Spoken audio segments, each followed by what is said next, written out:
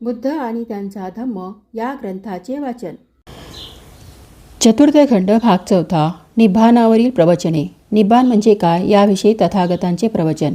एके समयी तथागत श्रावस्ती येथील अनाथपिंडकाच्या आश्रमात सारिपुत्तासह विहार करीत होते. तेथे भिक्खूंना उद्देशून तथागत म्हणाले, भिक्खू, ऐहिक मालमत्तेऐवजी तथागतांच्या धम्माचे तुम्ही भागीदार व्हावे आणि हे घडून यावे म्हणून तुमच्या संबंधी तथागत करुणा करीत असतात. इतके बोलून तथागत उठले आणि आपल्या गुफेकडे निघून गेले. सारिपुत्त मागे राहिले.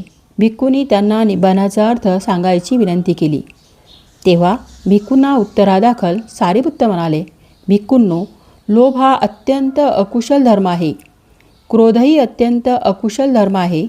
लोभ आणि हा क्रोध यांचा नाश कसा करावा हे मध्यम मार्ग शिकवतो. मध्यम मार्ग पाहायला डोळे देतो, दृष्टी देतो आणि ज्ञान देतो. आपणास शांती, प्रज्ञा, संबोधी आणि निब्बाण यांच्या मार्गाने नेतो. मध्यम मार्ग कोणता?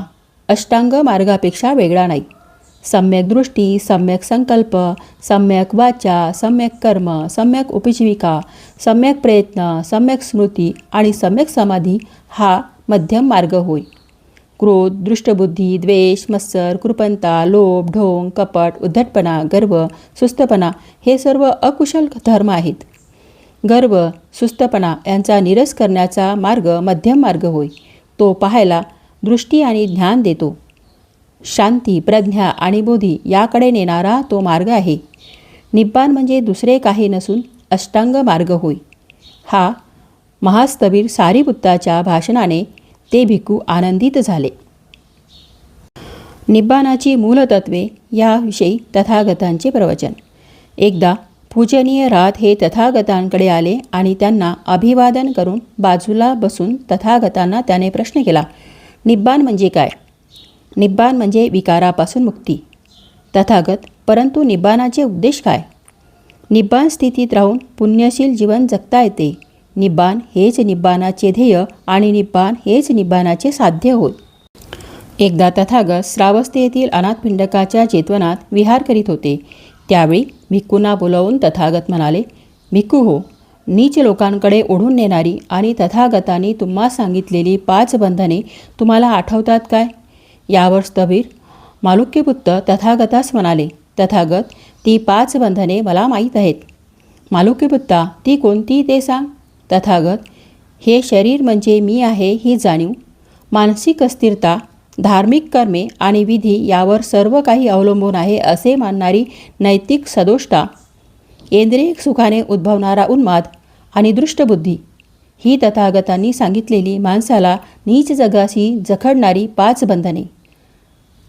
सत्कायदिष्टी, विचिकिच्छा, शीलव्रत, परामर्श, कामछंद, व्यापाद होत आणि ही 5 बंधने तथागत मला माहीत आहेत.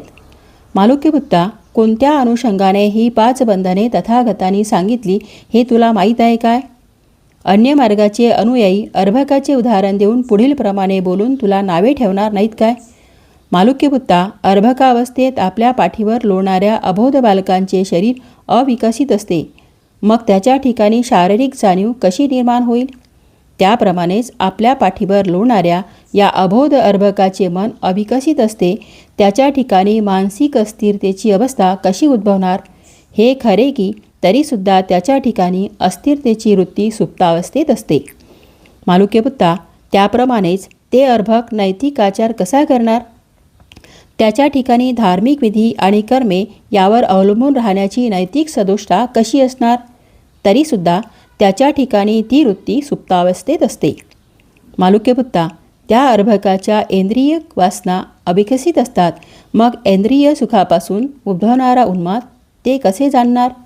परंतु तशी वृत्ती सुप्तावस्थेत त्याच्या ठिकाणी असते. शेवटी हे मालुक्यपुत्ता, त्या अर्भकाच्या दृष्टीने दुसऱ्या जीवांना अस्तित्व नाही. मग ते प्राणीमात्रासंबंधी आपल्या मनात दृष्टबुद्धी कशी धरणार? परंतु तशी वृत्ती त्याच्या ठिकाणी सुप्तावस्थेत असते. मालुक्यपुत्ता, ते अन्य पंथाचे अनुयायी अशा रीतीने लहान अर्भकाचे उदाहरण देऊन तुला नावे ठेवणार नाहीत काय? तथागतांचे हे प्रवचन संपताच पूज्य आनंद त्यांना म्हणाले, तथागत, आता वेळ आली आहे. सुगत आता आपली विश्रांती घेण्याची वेळ आलेली आहे.